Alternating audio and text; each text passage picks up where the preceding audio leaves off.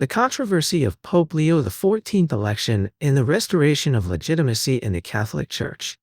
The election of Pope Leo XIV has sparked intense debate within the Catholic Church, raising questions about the legitimacy of his papacy, the validity of Pope Francis's Bergoglio's tenure, and the true nature of Pope Benedict XVI's resignation in 2013.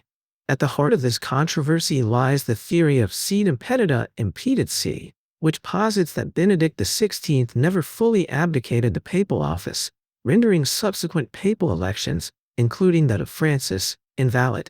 According to this narrative, the election of Leo XIV represents a deliberate institutional effort by the Apostolic See to restore legitimacy to the papacy through a carefully orchestrated process marked by ceremonial, aesthetic, and formal signals.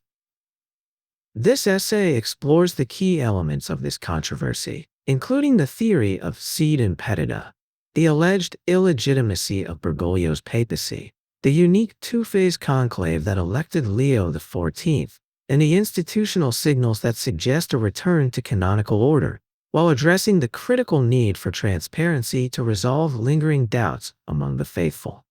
The theory of sede impedita and the illegitimacy of Bergoglio's papacy. The controversy surrounding Leo XIV's election is rooted in the claim that Pope Benedict XVI's resignation was incomplete. According to proponents of the sede impedita theory, Benedict renounced only the ministerium, the active exercise of papal authority, but not the munus, the divine office of the papacy itself.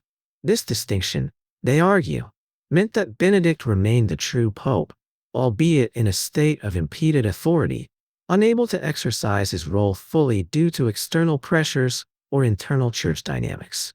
Consequently, the 2013 conclave that elected Jorge Mario Bergoglio as Pope Francis was invalid, as the papal office was still occupied. Bergoglio, in this view, was an antipope, and his 12-year papacy was a period of institutional irregularity. During Bergoglio's tenure, the Apostolic See is said to have progressively stripped him of traditional papal prerogatives, signaling his lack of legitimacy.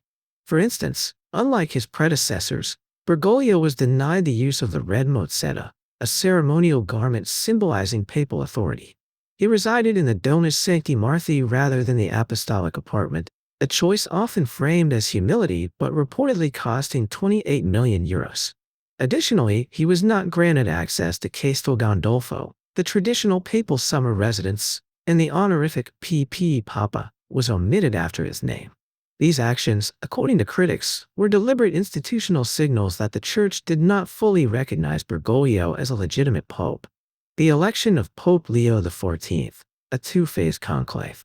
The election of Pope Leo XIV on May 8 is presented as a corrective measure to restore canonical legitimacy to the papacy. A key element of this narrative is the theory of a two-phase conclave, which purportedly ensured that only legitimate cardinals participated in the final, valid election. According to reports, such as one by Luigi Bisignani in Il Tempo, the conclave unfolded in two distinct stages.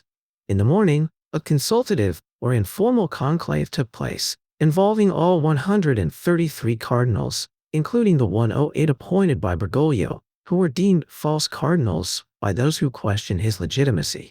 This initial vote was allegedly null and void under canon law, serving only to identify a broadly acceptable candidate. In the afternoon, a second, legitimate deliberative conclave was held, restricted to the 25 cardinals appointed by Popes Benedict XVI and John Paul II, considered the only valid electors. These cardinals reportedly confirmed the candidate identified in the morning session, electing Leo XIV. This two-phase process explains discrepancies in reported vote counts, with rumors of Leo XIV receiving over 89 or 100 votes referring to the consultative morning session rather than the definitive afternoon vote.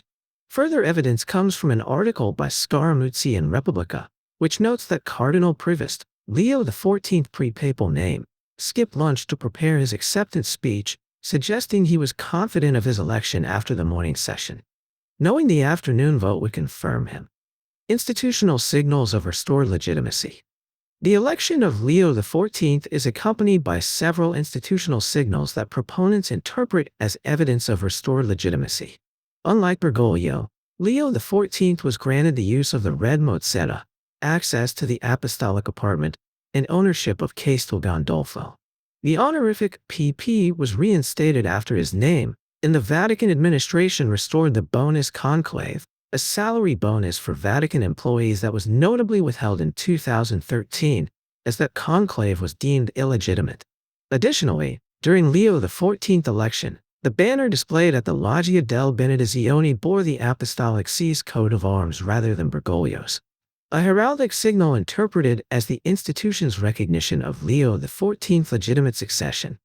These ceremonial, aesthetic, and formal gestures are seen as deliberate acts by the Apostolic See to affirm Leo XIV's papacy as a return to canonical order. They contrast sharply with the institutional restrictions placed on Bergoglio, reinforcing the narrative that his papacy was an anomaly that the Church sought to correct through Leo XIV's election. The need for transparency, the missing conclave report. Despite these institutional signals, doubts persist among the faithful due to the absence of a critical piece of evidence. The official conclave report, as mandated by Article 71 of Universi Dominici Gregis. This document, if published, would confirm that only the 25 legitimate cardinals appointed by Benedict XVI and John Paul II voted for Leo XIV in the afternoon session of May 8. For the 1.3 billion Catholics worldwide, this transparency is essential to affirm the legitimacy of Leo XIV's papacy and the validity of masses celebrated in communion with him. Without it, skepticism about the election process and its adherence to canonical norms continues to undermine confidence in the Church's leadership. The lack of this report fuels speculation and division, as the faithful grapple with questions about the authenticity of Leo XIV's papacy. While the institutional signals, such as the restoration of papal prerogatives and symbolic gestures, are compelling, they remain circumstantial without documentary proof. The Apostolic See, as the guardian of church governance, bears the responsibility to provide this clarity to dispel doubts and unify the faithful. Conclusion. The election of Pope Leo XIV represents a pivotal moment in the Catholic Church, framed by its proponents as a restoration of canonical legitimacy after a period of irregularity under an alleged antipope, Bergoglio. The theory of sede impedita, the two-phase conclave, and the institutional signals of restored prerogatives collectively form a narrative of deliberate correction by the Apostolic See. However, the absence of the official conclave report remains a significant obstacle to universal acceptance of Leo XIV's papacy. For the Church to move forward and heal the divisions caused by this controversy, transparency is paramount. Only by publishing the conclave report can the Apostolic See affirm Leo XIV's legitimacy and restore full confidence among the faithful, ensuring that the Church's leadership reflects the divine mandate it claims to uphold.